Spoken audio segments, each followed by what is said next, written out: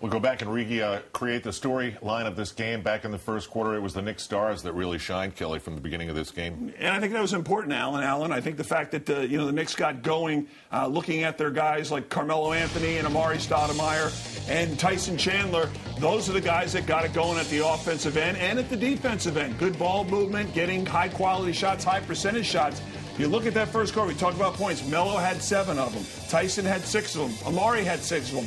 Combined, guys, they were 9 of 11 in that first quarter, and that really set the tone. And I think the fact that those guys are happy and you get them involved early really goes a long way to how this game started to play out itself in the last 3 quarters. And what is something we're noticing, too, one of the changes that Mike Woodson has made to this team, they're subtle, but one of them is that he's not separating Carmelo and Amari on the court. He's actually playing them together in a lot longer of a stretch to start the game than with Mike D'Antoni. And I think that's also showing to see if the two of them can play together. And there were so many questions of whether the two of them could coexist offensively on the court in that first quarter. I think we saw that between the two of them. Yeah, I think he's going to keep trying until it really works. And there's going to be nights where it's not, but you got to try to. But and he's going with a hot hand. So, I mean, there's going to be nights maybe where it's not working and he's got to make some changes. But that's all about coaching and how the game goes. Sometimes you got to make changes earlier than you think. All right, for the next few moments, let's all personally think about whether we sign off on something called Mob Deep. Well, the second unit we're talking about. Second quarter belonged to them. Take it away. Absolutely. Well, again, that's something that the fans on Twitter came up with, and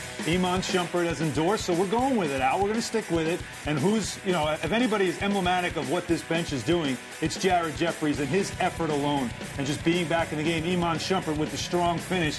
Styling a little bit too much there, and Mike Woodson didn't like that. Novak, everybody knows about, always seems to knock down the 3 at just the right time when just you need it.